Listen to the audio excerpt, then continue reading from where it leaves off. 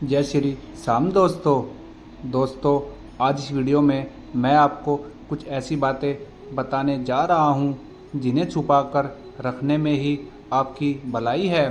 यदि आप इन बातों को लोगों को बताएंगे तो आप बहुत पछताएंगे और आपको अपमान भी झेलना पड़ेगा। यह भी हो सकता है कि आप किसी भारी मुसीबत में फंस जाए। आओ जानते हैं कि वे कौन सी ऐसी खास 8 बातें हैं जिन्हें कभी भी किसी को नहीं बताना चाहिए। दाम्पत्य जीवन की बातें। अपने दाम्पत्य जीवन और घर परिवार की बातें हमेशा गोपनीय रखना चाहिए। यदि आप किसी मित्र या रिश्तेदार को यह बताते हैं तो इससे घर के सदस्यों में आपसी मनमुटाव और अविश्वास की भावना बढ़ती है और परिवार का विखंडन होता है। साथ ही आपके घर का राजा धीरे धीरे सार्वजनिक हो जाता है। घर की बातें बताने से दूसरों की सहानुभूति हासिल करने के लिए आप कुछ समय के लिए ज़रूर राहत महसूस कर सकते हैं, लेकिन इससे आपकी कमजोरी ही प्रदर्शित होती है। अपमान, धोखाधड़ी। यदि सार्वजनिक रूप से या व्यक्तिगत रूप से आपका किसी ने अपमान किया है तो उसका जमकर प्रतिरोध करें। यह भी याद रखें कि यदि आप अपने अपमान को प्रचारित करेंगे तो फिर कई लोग आपका अपमान करने लगेंगे, क्योंकि लोगों को आपके साथ कभी सहानुभूति नहीं होती। जो लोग किसी की सहानुभूति अर्जित करना चाहते हैं वही अपने अपमान के बारे में किसी से चर्चा करते हैं। दूसरा यह है कि खुद के साथ हुई धोखाधड़ी को भी हर किसी को नहीं बताते। जिसके पास इसका समाधान हो उसे ही बताए, वरना आप हंसी का पात्र बनेंगे और सभी आपको उलाहना भी देंगे। आर्थिक हालात। आप अपने घर के आर्थिक हालात पर किसी से चर्चा ना करें। अपने धन को गुप्त रखें। लोग जानना चाहते हैं कि आप कितना कमाते हैं।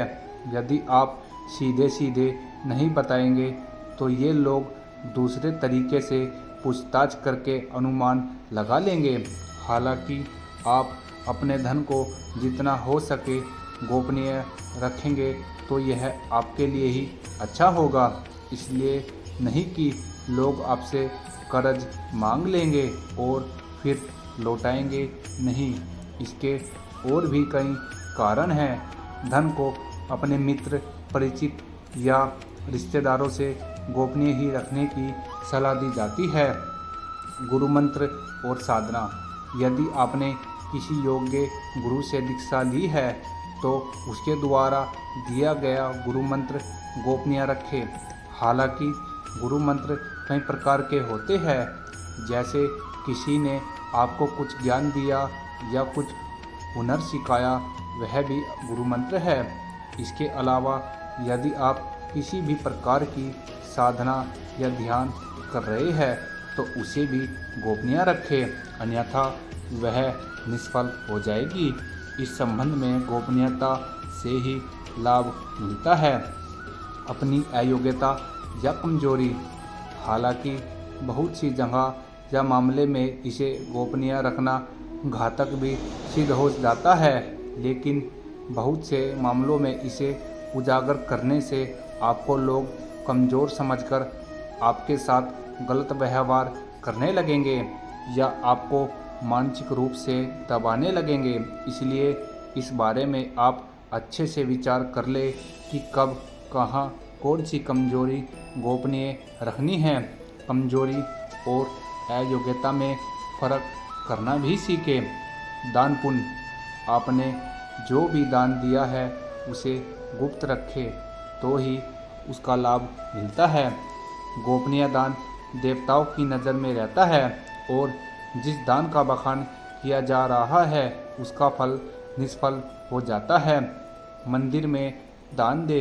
किसी गरीब को भोजन कराए या किसी भी प्रकार का पुण्य कार्य करे, उसका अपने मुंह से बखान ना करें। यदि आपने इसे किसी के समक्ष जाहिर कर दिया तो समझे वह खारिज हो सकता है। मन की बात। मन में बहुत सी बातें ऐसी होती है जिनको जग जाहिर करने से आप अपने आसपास संकट खड़ा कर सकते हैं। हो सकता है कि आपके मन में किसी बात को लेकर अवसाद हो, क्रोध हो। अपने मन में हजारों तरह के विचार उत्पन्न होते हैं, लेकिन बुद्धिमान मनुष्य उन्हीं विचारों को व्यक्त करता है जो उसके हित में होते हैं।